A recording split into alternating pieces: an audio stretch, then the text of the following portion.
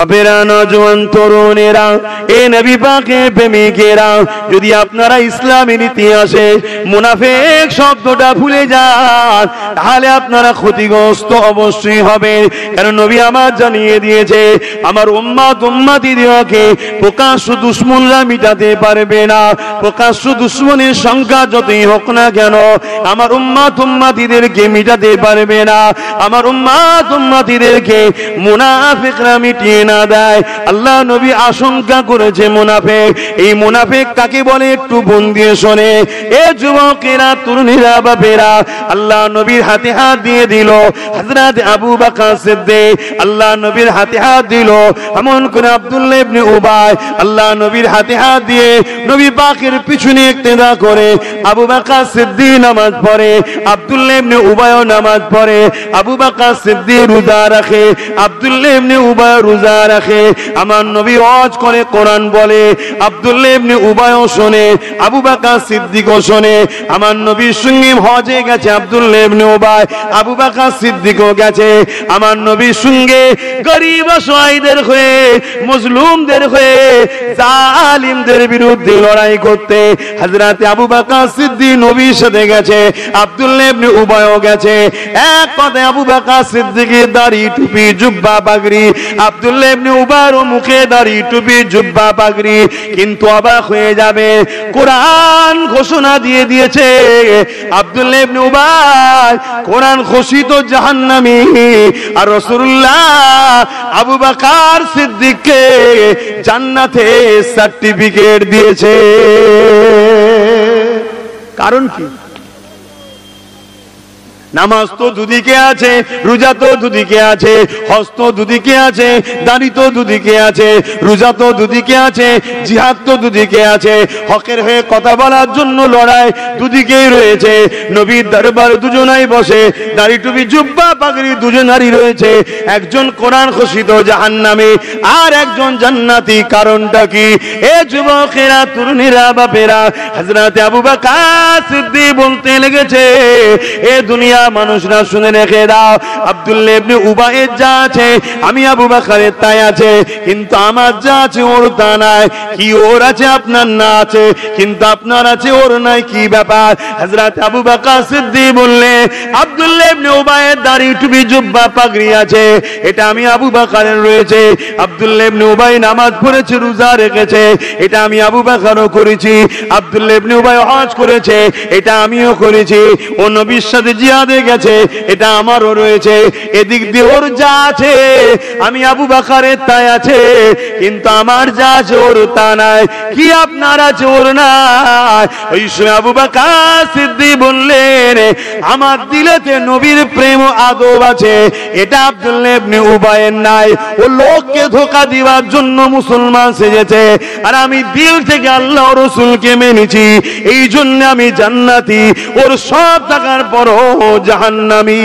এ যুবকেরা, তরুণীরা, বাপেরা, নবীর দরবারে যদি মুনাফিক থাকতে পারে, আমাদের সঙ্গে মুনাফিক আছে না নাই? সেদিন যদি নবাবিতে মুনাফিক থাকতে পারে, আজকে আমাদের মসজিদে মুনাফিক থাকতে পারে না? পারে না? সেদিন যদি দাড়িওয়ালা, টুপিওয়ালার ভেতরে তাগুতি শক্তি ইহুদি খ্রিস্টানের সঙ্গে হাত মিলিয়ে নবী সাহাবাদের দুশমনি যদি করতে পারে, আজকে দিনও এই অত্যাচারী শাসকদের সঙ্গে হাত মিলিয়ে আমাদের ক্ষতি করতে পারে না? পারে না? তার ছোট্ট নমুনা বলে দিয়ে যায়, বেঈমানের দালালি করে ইমানদার কুরাইশ বংশের ছেলের বিরোধী করলি তোরা। করেছ না? করে না? আমাদের মধ্যে সেই মানবতা কই?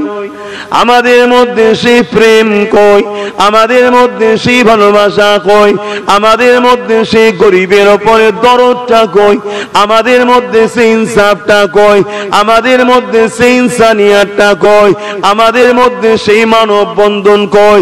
আমাদের মধ্যে সেই রাষ্ট্রের প্রেম, সার্বভৌমত্ব নিরাপদে রাখার যে আদর্শ রাসূলুল্লাহ দিয়েছে সেগুলো কই? আমাদের মধ্যে সেই আল্লাহ সৃষ্টির উপরে মায়া মমতা কই? আল্লাহ নবী জানিয়ে দিলে, কেউ যদি আল্লাহর সৃষ্টিকে ভালোবাসে, আমার আল্লাহ পাক অবশ্যই তিনাকে সাহায্য ভালোবাসবে। আমাদের মধ্যে কই? এখন তো মানুষ পশুর থেকেও খারাপ হয়ে গেছে। মিডিয়া কোনো খুলুন, দেখুন না, পিটাতে পিটাতে পিটাতে পিটাতে মানুষকে মেরে ফেলছে। অস্ত্রের ওপরে কোপের ওপরে কোপ, কোপের ওপরে কোপ, মারতে মারতে মানুষকে মেরে ফেলছে। রিসেন্ট দেখছিলাম, সম্ভবত স্বামী হবে, কেন লিখা আছে মাথা গরমে মানুষ কত বিপদে পড়ে। স্ত্রীকে কুপিয়েই যাচ্ছে একটা মহিলাকে, বাচ্চাগুলো তার দাঁড়িয়ে আছে সামনে, তার সামনে। আমি জানি না তার ধর্মীয় পরিচয়, আমি জানি না, আমি এতটুকু জানি এই রকম অন্যায় সমাজে হবে আর আমরা বলবো ইসলামকে মানি, এটা একটা নাটক। এই রকম সমাজে জুলুমকে বন্ধ করার নাম ইসলাম। জোরে বলুন সুবহানাল্লাহ। এটাকে বন্ধ করতে হবে, এই জুলুম বন্ধ করতে হবে। সে যে কোনো জায়গায় হোক, নারীদের উপরে অত্যাচার হবে, জুলুম হবে, সে তিলোত্তমা বোন হোক আর কাশ্মীরের আসিফা হোক, যেখানেই জুলুম হোক না কেন, এই নারীদের উপরে জুলুমকে বন্ধ করার নাম ইসলাম। দুই শ্রেণীর মানুষ জাহান্নামে যাবে। এক শ্রেণীর মানুষ পাপ করার জন্য যাবে, আর এক শ্রেণীর মানুষ পাপের বিরোধী না করার জন্য জাহান্নামে যাবে। শুনছেন তো? ভাববেন আমি পাপ করি না তো, কিন্তু পাপের বিরোধী করেন না, করি না, এই কারণেও জাহান্নামে যেতে হবে। ইসলাম পাপকে মিটাবার নাম। আমার নবী পাক সাল্লাল্লাহু আলাইহি সাল্লাম করেছে। আজকে কি হচ্ছে সমাজে বলুন? এই নিশ্চয়ই আপনারা সবাই শুনেছেন, এই গত পরশুদিন, সম্ভবত না গতকালকে, পরশুদিনই আমার দেশের কাশ্মীরে একদল মানুষ বেড়াতে গিয়েছিল, তাদের উপরে নির্মম ভাবে অনর্গল গুলি চালিয়েছে। গুলি চালিয়ে 26, 27, 28 জন ভারতীয়কে হত্যা করলো। তারা কারা? তারা কোথা থেকে এসছে? আমার থেকে ভালো যারা ইন্টেলিজেন্ট ডিপার্টমেন্ট আছে, দেশের মাথায় আছে, তারা ভালো বুঝবে। আমি অত বেশি বুঝি না। আমি একটা জিনিস বুঝি, যারা মেরেছে তারা জালিম, যারা মরেছে তারা মজলুম। সে মজলুমের কোন ধর্ম আমার দেখার দরকার নেই, আমার জানারও দরকার নেই। আমি এতটুকু জানি, মানুষ সে, তাকে সৃষ্টিকর্তা বানিয়েছে, যে সৃষ্টিকর্তা আমাকেও বানিয়েছে। অতএব আমাকে সৃষ্টিকর্তা অধিকার দেয়নি যে তুই আমার সৃষ্টিকে মার। শুনছেন তো নাকি? তাহলে এই যে অন্যায়, এই যে জুলুম, এই জুলুমকে বন্ধ করার নাম হলো ইসলাম। এই জুলুমকে মিটাবার নাম ইসলাম। কিন্তু আজকে আমরা কোথায় করছিটা কি? এলি আমাদের কোন চর্চা, এদি আমাদের কোন আলোচনা, এলি আমাদের কোন চিন্তা ভাবনা আছে? নাই। মনে রাখবেন, কারো ঘরে যদি আগুন ধরে, হয়তো আপনি মনে করবেন ওর বাড়িতে আগুন লেগেছে, তা আমি কি করব? কিন্তু আগুনের খসলত হলো এটাই, একটা বাড়ি পুরানো হয়ে গেলে অন্যটাকে পুরানো জন্য যাবে। কেননা আগুন কোনদিন তার ক্ষুধা নিবারণ হয় না, তার কাজই হলো পুড়িয়ে যাওয়া। একটা কেন 100টা বাড়ি দিলে আরো সে পোড়াতে চাইবে, 1 লাখ বাড়ি দিলে আরো পোড়াতে লাগবে। তাই সমাজে যারা মানবরূপী পশু হয়, সমাজ বিরোধী যারা হয়, যারা মানুষকে খুন করা পছন্দ করে, মানুষের উপরে আতঙ্ক প্রতিষ্ঠিত করা পছন্দ করে, মানুষকে জুলুম করা পছন্দ করে, বা নিজেদের রাজগদিকে টিকাবার নেশাতে পাগল হয়ে যায়, তারা নিজের ধর্ম বোঝে না, নিজের মানুষ বোঝে না, নিজের আত্মীয় বোঝে না, নিজের পাড়া প্রতিবেশী বোঝে না, নিজের সন্তান বোঝে না। তারা একটাই জিনিস বোঝে, আমি কি করে মাথা তুলে থাকবো। এই অমানুষগুলোর বিরুদ্ধে লড়াই করে আল্লাহর জমিনে মানুষ জাতিকে বাঁচাবার নাম হলো ইসলাম। এ যুবকেরা, আবু জেহেলের খসলত ছিল এরকম। আবু জেহেল রাজ ক্ষমতা দখলের জন্য তার বিরুদ্ধে কেউ আওয়াজ তুললে সঙ্গে সঙ্গে তাকে কতল করে দিত, তাকে হত্যা করে দিত, তাকে এমন করে মেরে দিত। এমনকি এত অত্যাচার, এত সন্ত্রাসী করত, তার দলের লোকের লোকেরা যদি নিরীহ নিরীহ বেটিদের উপরে জুলুম করত, এই জালিমের বিচার যদি আবু জেহেলের কাছে নিয়ে আসতো, সে তার দলের লোকেদের পক্ষে দাঁড়িয়ে ওই জালিম মজলুম বেটিদের বিরুদ্ধে আবু জেহেল আইন তৈরি করে ফয়সালা দিত। এই রকম ভাবে জুলুম যখন পৃথিবীতে বাড়তে লেগেছে, আল্লাহ পাক আমার নবী পাককে পাঠালে, আমার নবী আবু জেহেলের বিরুদ্ধে দাঁড়িয়ে গেল। আল্লাহ নবী আবু জেহেলের বিরুদ্ধে দাঁড়িয়ে মানুষকে উদ্ধার করেছে। কেন? তখন তো কেউ মুসলমান ছিল না, তখন তো কেউ আল্লাহকে মাননেওয়ালা ছিল না, তখন তো কেউ রসুলকে মাননেওয়ালা ছিল না। তারা সবাই তো লাত উজ্জা হুবলকে মানত, তারা তো নকল খোদারই উপাসনা করত। আল্লাহ নবী মানুষ জাতির জন্য কথা বলেছে, গরিবের জন্য কথা বলেছে, অসহায়ের জন্য কথা বলেছে, নারীর জন্য কথা বলেছে, এতিমের জন্য কথা বলেছে, বিধবার জন্য কথা বলেছে। এক কথায় আল্লাহ নবী জমিন থেকে অন্যায়কে মিটিয়ে দিয়ে এই জমিনে ন্যায় সাম্য প্রতিষ্ঠিত করেছে।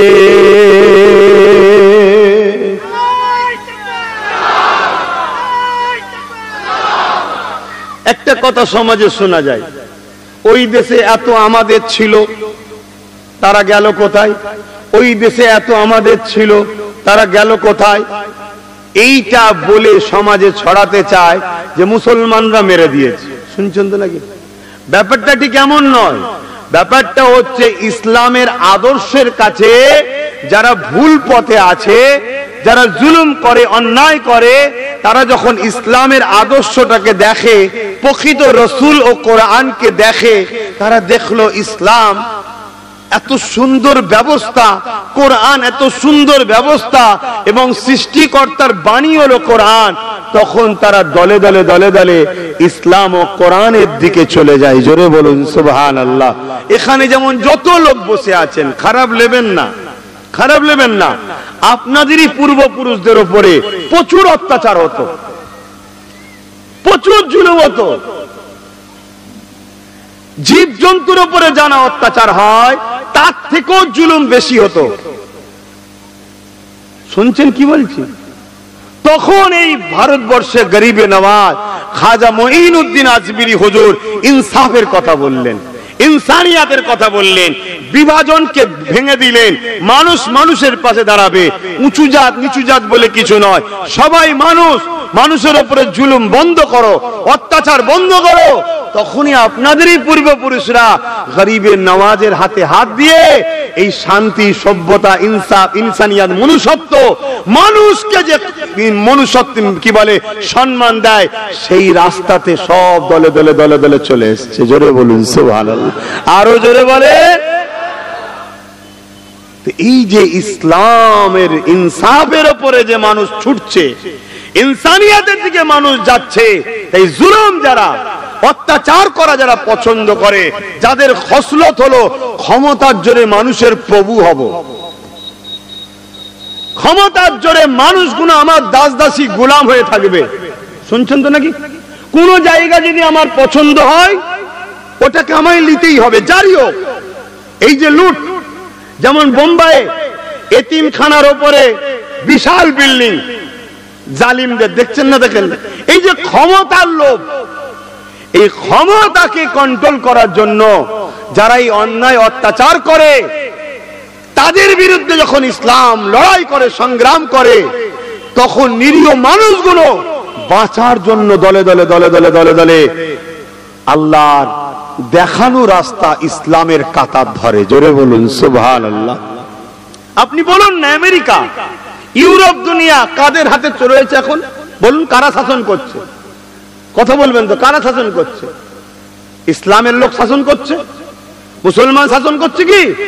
কিন্তু ইউরোপ, দুনিয়া তারা বলছে আগামী 40 থেকে 45-এর মধ্যে ইউরোপের সংখ্যাগুরু হবে ইসলাম। জোরে বলুন সুবহানাল্লাহ। কেন? তাদের শিক্ষিত ছেলেরা, শিক্ষিত মেয়েরা, তারা ইসলামকে নিয়ে রিসার্চ করছে, ইসলামকে নিয়ে গবেষণা করছে, প্রফেট মুহাম্মদ রাসূলের লাইফ দেখছে, কোরআনকে তারা রিসার্চ করছে, রিসার্চ করে তারা দেখছে কোরআন হলো মানুষের কিতাব নয়, মানুষের কথা নয়। কোরআন হলো কালামুল্লাহ, আল্লাহর বাণী। আর প্রফেট মুহাম্মদ সাল্লাল্লাহু আলাইহি ওয়াসাল্লাম হলো মানুষ জাতির জন্য সৃষ্টিকর্তার পক্ষ থেকে পাঠানো মেসেঞ্জার। তাই তাদের ঘরে যুবক যুবতীরা সব দলে দলে দলে দলে ইসলাম কবুল করছে। জোরে বলুন সুবহানাল্লাহ, আরো জোরে বলুন সুবহানাল্লাহ। শুনছেন তো ভাই? কিন্তু এরপরও মিডিয়াতে শুনতে হবে কি, মিডিয়ায় শুনতে হবে কি ভাই? ইসলাম বিরোধী, ইসলাম বিরুদ্ধে শুনতে হবে না? হবে না? খুব ভালো করে শুনেলেন, ইসলাম কোন মোল্লা মলি সাহেবের দলের নাম নয়। ইসলাম কালামুল্লাহ আর হাবিবুল্লাহ, মনে থাকবে। ইসলাম কালামুল্লাহ আর হাবিবুল্লাহ, আল্লাহর কথা আর নবীর কথাই ইসলাম চলে। জোরে বলুন সুবহানাল্লাহ। আমরা তো সেই ইসলামের অনুসারী, ছাত্র ঠিকভাবে হতে পেরেছি কি জানি না, অনুসারী। কথা বুঝলেন? ছাত্র ভুল করলে লেবাস সিলেবাস আর শিক্ষকের ভুল দিতে গেলে হয় না। কথা বুঝে আসছে? এজন্য বাপ সত্যটাকে জানতে হবে। এই যে একটা হিংসা, এই যে একটা মানুষ নায়ের দিকে চলে যাচ্ছে, আবু জেলকে ছেড়ে চলে যাচ্ছে, উতবাকে ছেড়ে চলে যাচ্ছে, সাইবাকে ছেড়ে চলে যাচ্ছে, তাই তারা চেয়েছিল ইসলামকে মিটাবো। না থাকবে ইসলাম, না থাকবে আমাদের ঘরের ছেলেগুলো চলে যাবে। আজকের দিনেও পুরো পৃথিবী জুড়ে এই ষড়যন্ত্র চলছে। তার একটা চরম বড় ভয়ানক ষড়যন্ত্র হলো গায়ে জোর দেখিয়ে সংবিধান বিরোধী কালা কানুন ওয়াকফ বিলের তৈরি করেছে। শুনছেন তো নাকি? এটা সংবিধান বিরোধী আইন। এটা যেমন ইসলাম বিরোধী একটা কাজ, পাশাপাশি এটা দেশ বিরোধী সংবিধান বিরোধী আইন। অতএব প্রত্যেকটা দেশপ্রেমিককে উচিত, প্রত্যেকটা সংবিধান প্রেমিককে উচিত এই কালা কানুনের বিরুদ্ধে বিরোধী করা। শুধু মুসলমানের বিরোধী করার দায়িত্ব নয় এটা, এটা পুরো সমাজের সংবিধান প্রিয় মানুষ, দেশ প্রিয় মানুষ সবাইকে কাঁধে কাঁধ মিলিয়ে এই কালা কানুনের বিরুদ্ধে সংগঠিত হওয়া দরকার, ঐক্যবদ্ধ হওয়া দরকার, আওয়াজ তোলা দরকার। কেননা সংবিধানের ধারার মধ্যে 28-29 এর মধ্যে রয়েছে যে ধর্মের স্বাধীনতা দেশ তাকে দিয়েছে। অতএব হিন্দু ভাই সে তার মন্দির নিয়ে, তার ধর্মীয় কিতাব, তার ধর্মগুরুকে নিয়ে সে তার চর্চা মতো থাকবে। খ্রিস্টান ভাই সে তার গির্জা নিয়ে, তার ধর্মগুরুদের নিয়ে সে তার মতো থাকবে। শিখ তার মতো, পার্সো পার্সোর মতো, পাঞ্জাবি পাঞ্জাবির মতো, আদিবাসী আদিবাসীর মতো যে যার ধর্ম নিয়ে থাকবে। ঠিক তেমনই মুসলমান ইসলামের অনুসারী, তারা তাদের কোরআন, তাদের রাসূল, তাদের ধর্মীয় কালচার নিয়ে থাকবে।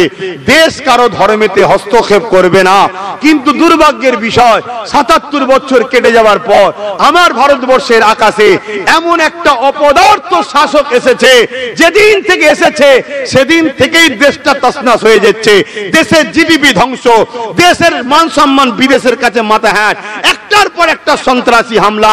আজ থেকে ৬ বছর আগে পুলওয়ামায় আমার দেশের 40টার উপরে সেনাবাহিনী মরেছে। ৬ বছর হয়ে গেছে এই অপদার্থ জালিম সরকার দেশের সেনাবাহিনীকে কে মেরেছে এর বিচার এখনো করতে পারে না। দেশবাসীর উচিত এদেরকে নামিয়ে দেওয়া, এদের বিরুদ্ধে আওয়াজ তোলা। তুই দেশের সেনাদের নিরাপত্তা দিতে পারলি না, দেশের সেনাদেরকে যারা মারলো তাদের বিচার করতে পারলি না, তুই কি করে দেশ চালাবি? তোর নেমে যাওয়া দরকার, আওয়াজ তোলা দরকার আছে না নাই? জোরে বলে আছে না নাই? শুনুন ভাই, অনেক গভীর কথা বলছি। মানুষ পরের বিচার যদিও নাচারে করে করতে পারে, পরের বিচার তবুও নাচারে চাপে পড়লে করলেও করতে পারে। কেউ কি নিজের বিচার করতে পারবে? পুলওয়ামায় বিচার নিজের করতে হবে। আমি চ্যালেঞ্জ দিয়ে বলছি, ও বিচার করলে নিজের বিচার করতে হবে। হ্যাঁ, এত সহজ। আমার দেশের সিস্টেম দুর্বল নয়, আমার দেশের ইন্টেলিজেন্স ডিপার্টমেন্ট, প্রশাসন ডিপার্টমেন্ট, আইবি ডিপার্টমেন্ট অনেক শক্তিশালী, অনেক শক্তিশালী। শুনছেন তো নাকি? পৃথিবীর বড় বড় দেশকে থুবনা বেঁকিয়ে দিতে পারে আমার দেশের ক্ষমতা এত। Intelligence department, IB department, CBI department, CID department, police department, সব ডিপার্টমেন্ট সক্রিয়। শুনছেন তো নাকি? কিন্তু যখন মাথা সেটিং থাকে তখন 300 কেজি 400 কেজি কথা বুঝে আসছে। বারুদ কি সব বলেন না ভাই, RDX না কি বলে না, মানে এক কথায় যে কোনো অবৈধ জিনিস সেগুলো চলে আসে। হ্যাঁ, এইভাবে নিরীহ মানুষকে নিজেদের রাজনীতির রুটি শাখা স্বার্থে কত মানুষকে খুন করছে বলার মতো নয়। হ্যাঁ, আর সব নিয়ে যে গুজরে দাও এক জায়গায়, কেন? ওদের আব্বা নেই, ওদের হয়ে বলার কেউ নেই। শুনছেন তো নাকি? পাড়ার এতিম ছেলেটাকে দেখবেন সবাই মারে।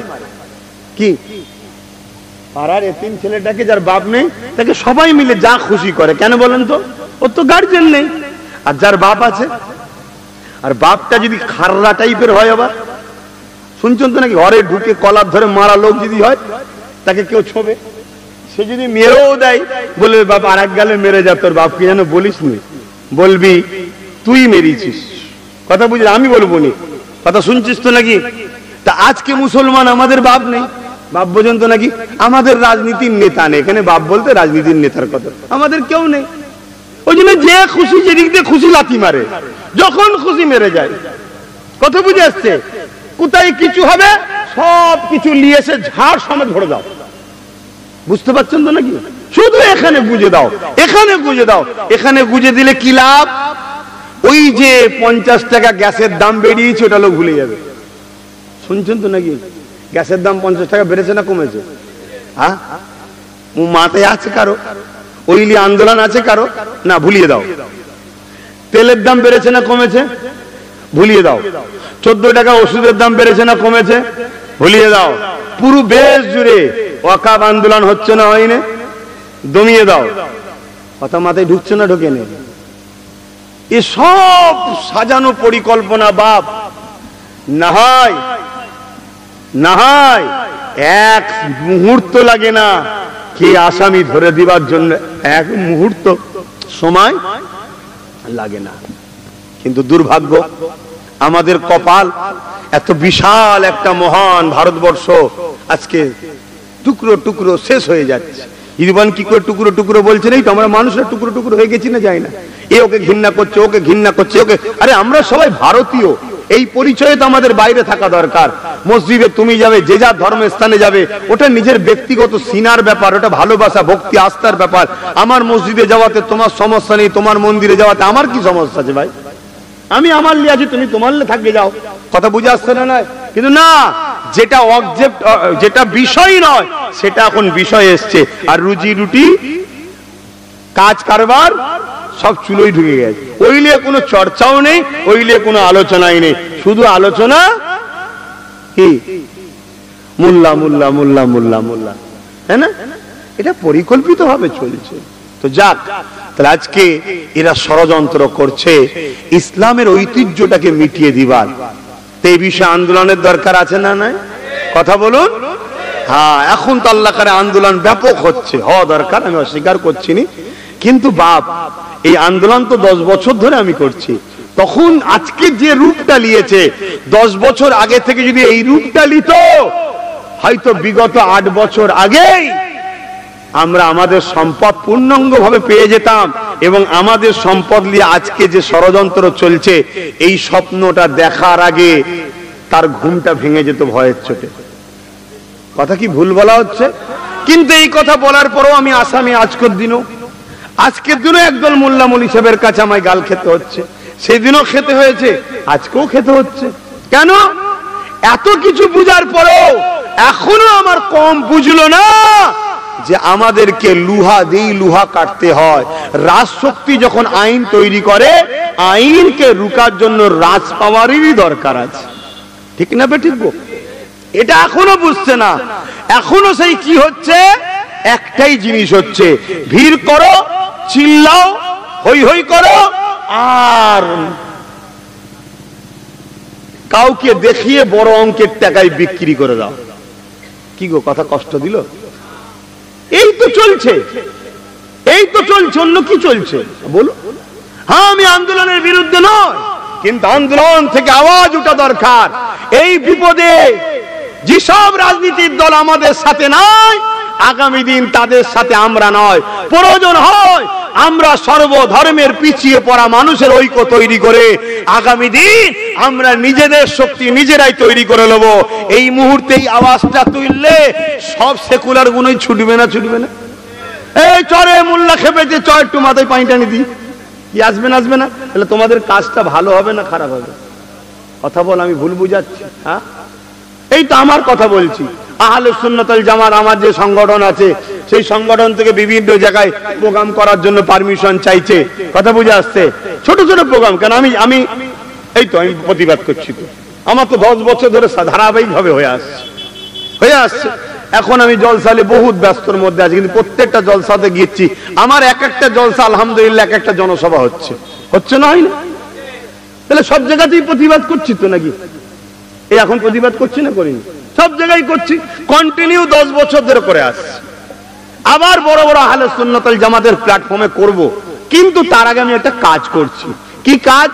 প্রত্যেকটা আহলে সুন্নাত ওয়াল জামাতের শাখা সংগঠন দ্বারা তাদেরকে নিচু তলার সর্বধর্মের মানুষকে বুঝাবার জন্য গ্রাম্য লেভেলে ওয়াকফটা কি আর কি করতে চাইছে, এবং আমার হিন্দু ভাই, আদিবাসী ভাই, দলিত ভাই এবং শিখ পাঞ্জাবিদেরও এইরকম কোন সম্পদ দেশে আছে না নাই, এটাও তাদেরকে সজাগ করা দরকার আছে না নাই, এটাও জানাচ্ছি, জানিয়ে প্রস্তুত নিচ্ছি।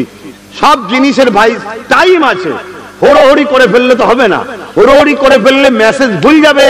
হুড়োহুড়ি করতে গিয়ে কি করলো দেখলেন না? বাস থেকে একটা ধর্মীয় পতাকা খুলে ফেললো, আর বাস থেকে ধর্মীয় পতাকা খুলে কাদের উপকার করলেন? মুসলমানদের ক্ষতি নয়, ক্ষতি তুমি উপকার করেছো তুমি, হ্যাঁ অবশ্যই নিজের ক্ষতি, কিন্তু উপকার করেছো তুমি বিজেপির। কথা বুঝছো না, বোঝো না? এই ভুল বলছি আমি? উপকার করেছো না করেন? তাহলে এটা কারা করলো? আমরাই তো করিলাম নাকি? তাহলে বুঝে বুঝে পা ফেলা দরকার আছে না নাই? হ্যাঁ, তো এই জন্যে বাপ একটু বুঝাতে যাচ্ছি, কিন্তু অনেক মানুষ সেই আগেও বিরুদ্ধে ছিল, এখনো বিরোধী আছে। তা বিরোধী ভেবে চুপ থাকলে তো হবে না, আর বিরোধী ভেবে মন খারাপ করলেও হবে না। আল্লাহর উপরে ভরসা রেখে আগেও যেমন কথা বলেছি, আজও কথা বলছি। তাই আপনাদেরকে বলবো, এটা আমাদের অবশ্যই ঈমানি দায়িত্ব। একদিকে যেমন দেশকে ভালোবাসাও যেমন ধর্ম, দেশের সংবিধানকে ধ্বংস করছে সেটাকে রুকার জন্য যেমন চেষ্টা করা, লড়াই করা আমাদের দায়িত্ব। অপরদিকে আমাদের ধর্মীয় সম্পদ, মসজিদ, মাদ্রাসা, কবরস্থান, ঈদগাহ, খানকা, আমাদের ঐতিহ্য, এটাকে বাঁচাবার জন্য নিজেদের জীবনের শেষ নিঃশ্বাস পর্যন্ত এই কালা কানুনের বিরুদ্ধে লড়াই আমাদেরকে চালিয়ে যেতে হবে। ঠিক না বেঠিক? জোরে বলুন, ঠিক না বেঠিক? কাল যদি সর্বোচ্চ আদালত কি ফয়সালা দেবে আমি জানি না, সর্বোচ্চ আদালতকে তো সম্মান আমরা করি, কিন্তু সংবিধান সবার থেকে উপরে। ঠিক না বেঠিক? সর্বোচ্চ আদালতকে আমরা সম্মান করি, সর্বোচ্চ আদালতের যিনি জাস্টিস বসে আছে তিনাকেও সম্মান করি, শ্রদ্ধা করি, কিন্তু তিনি একজন মানুষ, তাই তো নাকি? তিনি যদি সংবিধানের মধ্যে থেকে ফয়সালা করে, দেশের নাগরিক হিসাবে সংবিধানকে মান্যতা দিতেই হবে, এটাও ধর্মের শিক্ষা। কিন্তু সংবিধানকে যদি বুড়াগুল দেখিয়ে সে যেই হোক কোন যদি ফয়সালা করে, সে ফয়সালা মেনে নেওয়া কখনো দেশপ্রেমিক হিসাবে আমরা পারবো? জোরে বলুন, পারবো? কখনোই সম্ভব নয়। অতএব একবার নয়, 1000 বার প্রয়োজন হলে বড় বড় জামায়াত করতে হবে, ব্রিগেডে 100 বার করতে হবে, কলিকাতার রাজপথে যেতে হবে, দিল্লি যেতে হবে, হাজারো প্রোগ্রাম করতে হবে, কিন্তু বাপ সেই প্রোগ্রাম গণতান্ত্রিক ভাবে করতে হবে, দেশের ক্ষতি করে নয়। আমাদের লড়াই কালা কানুন যে তৈরি করেছে কেন্দ্র সরকার, তার বিরুদ্ধে আমাদের লড়াই। কোন জাতি, কোন ধর্ম, কোন ভাষা, অন্য কোন সম্প্রদায়ের বিরুদ্ধে আমাদের লড়াই নয়। এটা বোঝানো দরকার আছে না নাই? তবেই তো আমরা গেনার হব। আর না হয় কেন্দ্র সরকার তো চাইছে টক্করটা লেগে যাক, লড়াইটা ঠিক এমন হোক মুসলিম ভার্সেস অন্য ধর্মের সঙ্গে লড়াই হচ্ছে, তাহলে কেন্দ্র সরকার তো জয় জয় হয়ে যাবে, ও তো বিরাট লাভ হবে। আমাদেরকে একটু বুঝে বুঝে পা ফেলা দরকার আছে না নাই ভাই? এজন্য প্রত্যেকটা জায়গায় আহলে সুন্নাত ওয়াল জামাত প্রোগ্রাম করছে, তার মধ্যে কিছু কিছু জায়গায় বাধা হচ্ছে। কিরকম বাধা? এই যে আপনাদের পাশে বিরাটিরা কোন এক জায়গা থেকে খবর পেলাম, সেখানে আহলে সুন্নাত ওয়াল জামাতের শাখা কমিটি প্রতিবাদ সভা একটা করছে, মিছিল নয় প্রতিবাদ সভা, মাঠে বসবে, লোক বুঝাবে অকাপটা কি, এতদিন কি হালে ছিল, আর দেশ কিভাবে কি বলে আজকে কেন্দ্র সরকার কি করতে চাইছে, আর এর সমাধান কিভাবে করা যাবে, এগুলো বুঝাবে। তার জন্য বাধা দিয়েছে। কি বাধা বলেছে? আব্বাস সিদ্দিকীর যে নামটা আছে নামটাকে তুলে দাও, তাহলে প্রোগ্রাম করতে দেবো। ওই এলাকার রাজ্য সরকারের যে দায়িত্ব আছে সে বলছে, শুনছেন তো নাকি? দ্বিতীয় নম্বর, আমডাঙ্গাতে সেখানেও প্রোগ্রামে বাধা হলো। সেখানে কি বললো? প্রশাসন ডাইরেক্ট এসে বলছে যে না, এই প্রোগ্রাম করা যাবে না। কেন? নিশ্চয়ই আপনারা শুনেছেন দিল্লি যে করতে বলেছে, দিল্লি যে করুন, এখানে করা যাবে না। শুনছেন না? শোনেন না? সবাই তো আর আব্বাস সিদ্দিকী নয়, সবাই তো আর নওশাদ সিদ্দিকী নয়। তোর পারমিশনের ধার ধরি নাকি আমি? দেশটা কি তোর একা নাকি? দেশটা তো আমারও। তো তোর পারমিশন দিবি কি না দিবি সেটা পরের বিষয়। দেশ সংবিধান রাইট দিয়েছে, তুমি তোমার কথা বলতে পারবে। তবে হ্যাঁ, কোন হিংসা করে নয়, সমাজের ক্ষতি করে নয়, দেশের সম্পদের ক্ষতি করে নয়। তাহলে আমি এক জায়গায় মাইক লাগাবো, লোক এসে বসবে, আমি তাকে বুঝাবো ওয়াকফটা কি, ওয়াকফের বিরুদ্ধে কি ষড়যন্ত্র হচ্ছে এবং একে বাঁচানো কিভাবে সম্ভব। আমি তো তোমায় সম্মান করি বলে তাই জানিয়েছি যে আমাকে পারমিশন দাও। তুমি যদি মনে করো যে আমার ওপরে চাপ রয়েছে, দিতে পারছি না, তোর ওপর কেউ থোড়াই পাওয়া করি না, ওর পারমিশনের পাওয়া করি না। কেন? সংবিধান বলুন জিন্দাবাদ, সংবিধান, সংবিধান, সংবিধান। অতএব কারো ধাপ ধরবে না। সংবিধানের পক্ষে যখন হবে তখন তুমি এগিয়ে যাও। তাতে যদি তোমার সামনে প্রতিরোধ কেউ আসে, ওই প্রতিরোধের সঙ্গে যদি যুদ্ধ হয়ে যায়, সংবিধানের স্বার্থে যুদ্ধ করতে প্রস্তুত। আমি রাজি আছি। তোমরা রাজি আছো? হাত তুলে বলো রাজি আছো, হাত তুলে বলো রাজি আছো। আজকে প্রকাশ্য মিডিয়াতে বলা হচ্ছে সংবিধানের এই অংশটা বাদ দেওয়া দরকার, এই পার্টটা বাদ দেওয়া দরকার, এটা বাদ দিয়ে। যারা সংবিধানের বিরুদ্ধে প্রকাশ্য বলছে তাদেরকে বন্দী করা হচ্ছে, এই অ্যারেস্ট করা হচ্ছে। তাহলে আজ দেশটা সংবিধান প্রেমিকদের হাতে আছে না সংবিধানের বিরোধীদের হাতে? বুঝতে হবে তো। তাহলে দেশকে বাঁচাতে হবে না, হবে না? কথা বলো। ইসলাম দেশকে বাঁচাবার নাম না দেশকে মিটাবার নাম? তাই ইসলামী মেম্বারের দেশের কথা বলছি। কারো অসুবিধা হচ্ছে? হ্যাঁ, কারো অসুবিধা হচ্ছে? কারণ বিগত দিন অনেক মোল্লা মৌলী সাহেব বলেছিল জলসার মাহফিলে এইসব বলা কি দরকার। এখন মসজিদে ইমাম হাত তুলছে কেন? আল্লাহর ঘরের ভেতরে হাত তুলাচ্ছ কেন? হ্যাঁ, ও যদি ফসকে যায় আমার ভাতা আসবে না। ও তুই তাহলে ভাতার জন্য চিল্লাচ্ছিস? হ্যাঁ, এতদিন চিল্লাসনি কেন রে? কথা কি কষ্ট দিচ্ছি রে কাউকে? এরপরেও বলছি আমি মিশতে চাই, আমি ঐক্য চাই, আমি একতা চাই, কিন্তু কোন গাদ্দার মুনাফেক বেঈমান নেতার পিছনে নয়। যদি গাদ্দার মুনাফেক বেঈমান নেতার পিছনে দাঁড়ায়, আছি কড়াতে, জ্বলছি না জ্বলিনি, কষ্ট হচ্ছে না হয়নি, তুলে নিয়ে যে ওই বেঈমান মোটা টাকায় আমাদেরকে চুলোই ফেলে দেবে। কথা মাথায় ঢুকছে না? ঢোকে না? হ্যাঁ, যদি মনে হয় এর ফাইসাল্লা দরকার, আগিয়ে আসে, সমাধান আছে। বলবো একটু, এর তিনটে সমাধানের রাস্তা আছে আমার ক্ষুদ্র জ্ঞানে, তিনটে। নাম্বার ওয়ান, আইন যখন হয়ে গেছে আইনের অস্ত্র দিয়ে একে কাটতে হবে। এর জন্য সুপ্রিম কোর্টে কেস চলছে, চলছে না? চলছে না? অলরেডি নওশাদ সিদ্দিকীও কেস করেছে, কিন্তু যার কোলে সমস্ত মুসলমান দুদেল গাই সেজে উঠে পড়লো তিনি কিন্তু কেস করেন না। তিনি উপরন্তু বলছে দিল্লি চল যাও, দিল্লি চল যাও। আগামী দিন আমরাও বলবো টাইম এলে 26-এ দিল্লি যে ভোটল্যান্ড, এখানে নয়। বলবেন না? বলবেন না? ওই দিনে যে মোল্লা মৌলী সাহেব ইমাম এ কথার উত্তর দেবে না, জানবেন এই হারামখোর গাদ্দার জাতির কলঙ্ক। এ কথা বলা দরকার আছে না? নয়? হ্যাঁ, আমি তো অপেক্ষায় আছি, আমি তো অপেক্ষায় আছি। ওই দিন কে কে কথা বলে দেখবো। যে যে বলবে না, এতদিন তো নাম ধরে বলিনি, আগামী দিন ধরে নাম ধরে ধরে বলবো এই কটা সব গাদ্দার, এ কটা সব জাতির কলঙ্ক, এরা বেঈমান, এরা মসজিদ মাদ্রাসাকে সওদা করেছে। কথা বুঝে আসছে না? নয়? প্রত্যেকটা মুসলমান কেন্দ্র সরকারকে ঘৃণা করে, ঠিক না বেটি? প্রত্যেকটা মুসলমান করে না? করে না? ওজন মুসলমান কে এই রাজ্য সরকার বলেছিল বিজেপিকে রুখতে আমায় সাপোর্ট করো, বলেছিল না? বলেন? এটা হ্যাঁ কি না বলবেন? আমি ভুল বললে সেটাও বলবেন। কলিকাতার রেড রোডে ঈদের নামাজে এই আপনাদের ঈদের নামাজে মহিলারা যায়? মুসলমান মেয়ে মহিলা যায় না? তো মুসলমান তার ঈদের নামাজে যেতে পারে না, অমুসলিম কলকাতার ঈদের নামাজে চলে যাচ্ছে সর্বোচ্চ মাথায় বসে। এটা ইসলামের পক্ষে হচ্ছে না বিরুদ্ধে? এটা হালাল কাজ না হারাম কাজ? এই হারামের বিরুদ্ধে মোল্লা মৌলভী সাহেবরা চুপ কেন? কথা মাথায় ঢুকছে না? ঢোকে না? তাহলে একটু বুঝে বুঝে নেতা ধরার দরকার আছে না নাই? তো এই জায়গাতে তারপরেও ধরে নিলাম, যাক সে অমুসলিম মানুষ, সে হয়তো জানে না মোল্লা মৌলভী সাহেবদের দোষটা বেশি, ঠিক না বেটি? তাহলে যারা ওখানে নেতৃত্ব দেয় মুসলমান, তাদেরই দোষ, ঠিক? তো সেই মোল্লা মৌলভী সাহেবদের সামনে রাজ্য সরকার কি বলল? পুরো দেশে তোমরা বিপদে পড়ে গেলে আমি তোমাদের সাথে আছি। কি বললো? পুরো দেশে, মানে আবেগে বলেছে না আমাদেরকে মূর্খ মনে করে জানি না, শুনছেন তো নাকি? বলেছে ছাড়ো, দেশ ছাড়ো। আজকে এই যে এত বড় একটা আইন হলো, এই বিষয়ে আপনি আমাদের পাশে না দাঁড়িয়ে দিল্লি চলে যাও, এটা বলা কি আপনারা কি খুশি মেনে এটাকে নিতে পেরেছেন? এতে কি আপনারা খুশি? কোন মুসলমান এই কথাতে খুশি হতে পারবে? এই কথা সাফাই কোন মুসলমান দিতে পারবে? এই কথা সাফাই যে দিতে যাবে জানতে হবে ও দালাল, ও দালাল, ও গাদ্দার, ও রাজ্য সরকারের পা চাটা গোলাম।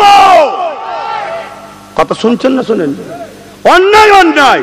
যদি তোমার পছন্দ হয় তুমি এতটুকু বলতে পারো, আর দিদি বলবে না আম্মা বলবে আমি জানি না, যাক যেটা বলতে হয় বলে বলো যে আপনি এটা ভুল বলে ফেলেছেন, এটা আপনি ভুল বলে ফেলেছেন। আপনি একটা বাইরে বলে দেন যে আমি মূলত এটা আমার মিস্টেক হয়েছে, আমি ক্ষমা চাইছি। কথা বুঝাচ্ছে না? নাই, হ্যাঁ মানুষের ভুল হতে পারে, ক্ষমা চাইলে আমরা তার প্রতি উত্তর দেওয়া আর উচিত আমাদের হবে না? কথা ঠিক না বেটি? আর যদি ক্ষমা না চায়, এ কথা আগামী দিন কার কার মুখ থেকে প্রতিরোধ বেরোয় আমাদেরও দেখার দরকার আছে না নাই? একটু আমার কথায় একমত তো নাকি? পিছনের ভাইরা অন্ধকারে কি আমার বিরুদ্ধে চলে গেলেন নাকি? কারা কারা একমত একটু হাত তুলে দেখাবেন। কথা ঠিকই, হাত লম্বা করে রাখেন। কথা ঠিকই, কথা ঠিকই। যারা আমাদেরকে দিল্লিতে ট্রেন দেখিয়েছে, আগামী দিন তাদেরকে প্লেন দেখাবো দিল্লিতে।